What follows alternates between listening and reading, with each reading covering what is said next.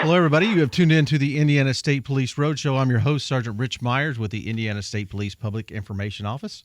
Behind the scenes with me today to put us on YouTube is Tom Trial, the videographer for the Indiana State Police. Say hi, Tom. There he goes. He's waving his hand. And also, we want to thank the Indiana State Police Alliance and Cause for Kids for putting us on the air each and every week for the Indiana State Police Roadshow. I have a new guest today, one that has never been with us. Good morning, Jeremy. Good morning, Rich. How are you, my friend? Oh, just fine. Good to see you. Master Trooper Jeremy Woods from the Commercial Vehicle Division of the Indiana State Police. But you weren't always with the Commercial Vehicle Division, of course. You had to start out, like every one of us has to, as a trooper on the road. So tell me, how did Jeremy Woods become interested in the Indiana State Police? Well, it's something I never really considered in college. I had a friend who was a trooper at the time, and he started about a year or two before I actually came on, trying to plant the seed in my head. And I was a senior in college, and I wasn't sure that I wanted to be tied up behind a desk or in an office all the time. Yeah, that's just not my cup of tea. So where was college at? At Ball State. Okay. So you haven't been behind a desk, though. No, my desk is the steering wheel of my commission. Yeah. And that worked out good for you. Yes, I'm very much a hands-on in the field type of guy. So you applied? I applied. Made it first time? Made it through the first time. Good. Yes. So where did you get assigned? I think they were trying to play a little bit of a joke on me. They took a country boy from Randolph County, which is a very, very rural county, and I was assigned to Northern Lake County, which is the Gary Hammond area. Yeah. So that was a real culture shock for me. Kind of woke up like you're not in Kansas anymore, Dorothy? Exactly. But it was very good training. They always say that you see more in a year in Lowell, right, in that particular area, than what you do in 5 years in other areas. And I'm here to tell you they're 100% correct on that. Got baptism by fire, didn't you? Exactly. So were you there 2 years? I was there about a year and a half before I transferred. I went back to the old Red Key post. I worked Randolph and Jay counties. So you went back home? Yeah, went back home, okay, which was another culture shock when you're used to the fast pace and lots of activity, to going back to two very rural counties in eastern Indiana. Okay. So how long were you working the road? Then did you go straight from the road to your position now? No, I spent about 3.5 years working in the meth suppression section. Wow.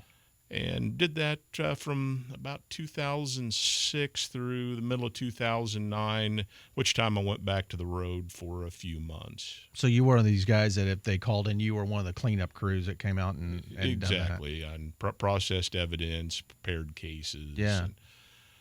That was certainly a learning curve too, also, I'm sure. Yes. It was a nice change. Yeah. It's very interesting. It's Indiana's one of the top states in the country for meth lab seizures, and it's a very demanding job, and I was actually kind of relieved when I didn't have to do that full time anymore.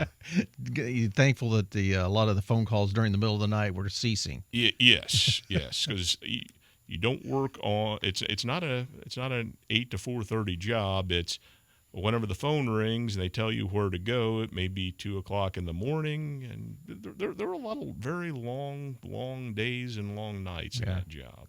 So you done the meth suppression thing, and then did this position come open and you applied for it? Yes. I came in January of 2010.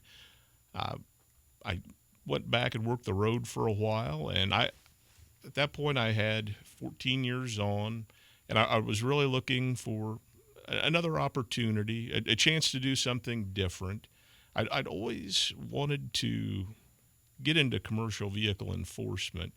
When I was in the academy, I guess the people that came and talked about that in my academy class made a very strong impression on me. Okay. I remember Mike Templeton specifically coming out, and it was just they just sort of planted a seed in my head that, hey, this is something I'd like to do later in my career. And in 2010, I got the opportunity, And I tell you, Rich, it's a really big change because not only are you enforcing state law, but you're Right. also dealing with federal motor carrier safety regulations and hazmat regulations. Yeah. At that point, I was a 14-year trooper, and I felt like a rookie again. And there's a lot of regulations, I'm sure, correct me if I'm wrong here, that change quite often. Yes, the federal regulations change pretty frequently.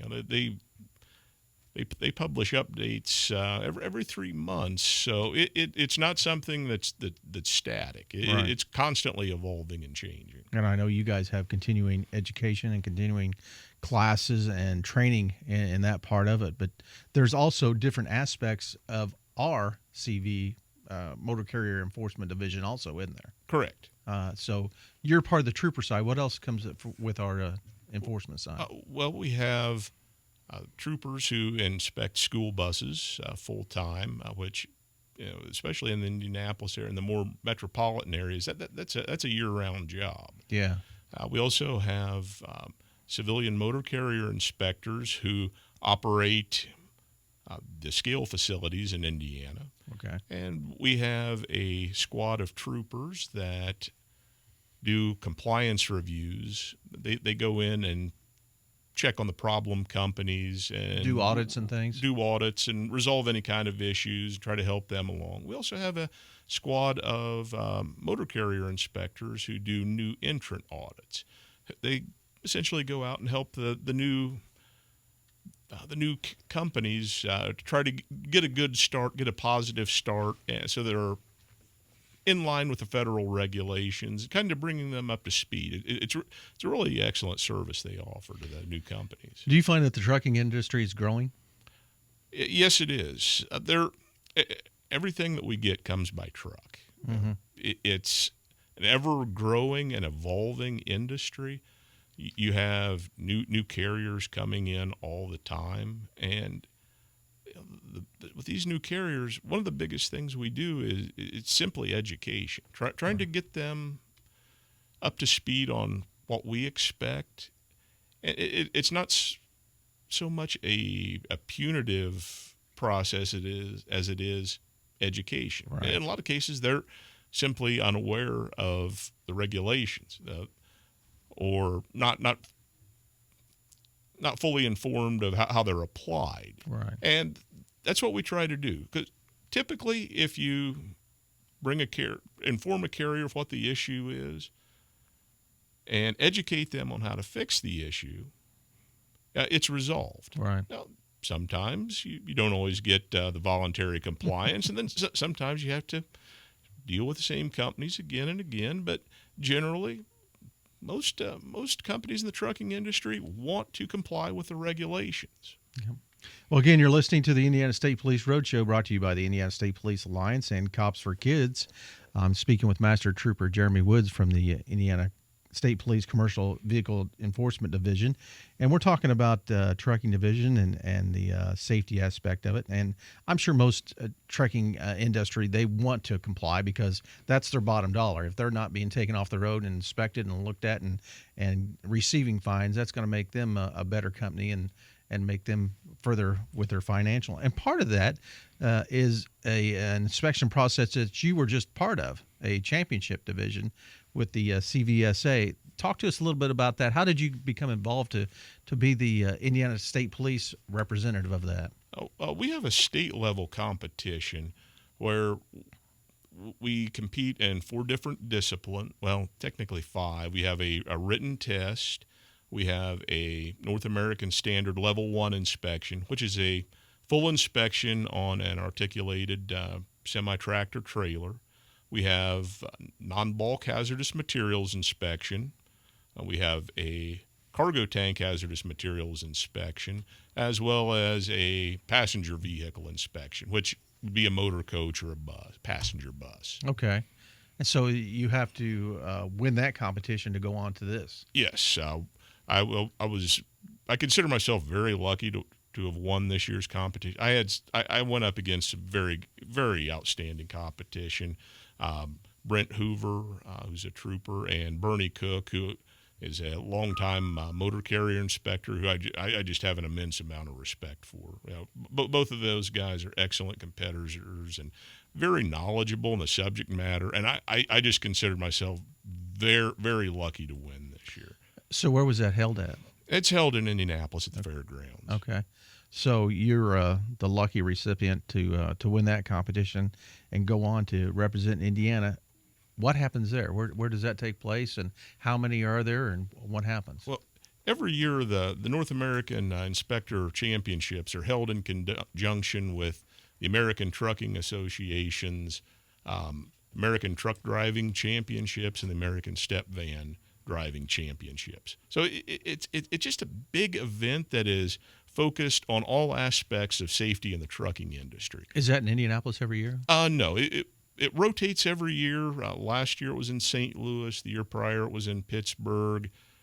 This year it just happened to be in Indianapolis.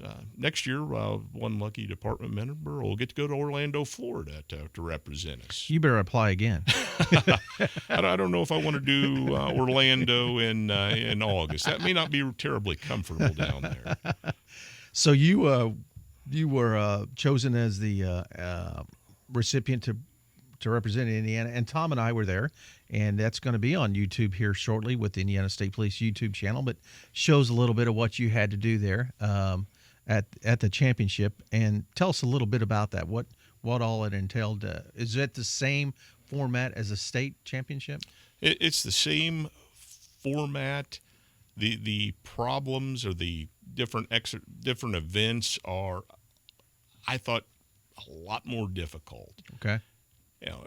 They say for our pistol shooting team that the earth shakes at the Putnamville match. Well, I'm here to tell you, at NACE, you forget everything you know. It's very stressful. You're competing under time, and you have a lot of violations thrown at you, and it's sort of a balancing act. You have to find and document the most serious violations. Okay. But there's also a lot of lesser violations that they're almost put in as kind of a distraction.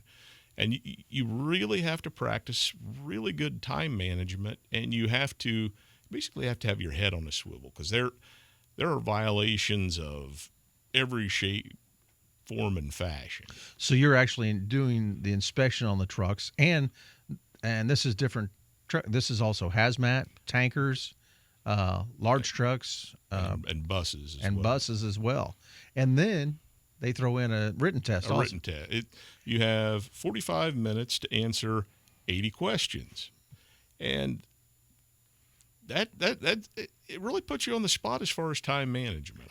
Is that all federal questions, or is that state? It's all related to federal law. Okay. So you're doing 80 questions in 45 minutes. Is that at the end, or is that?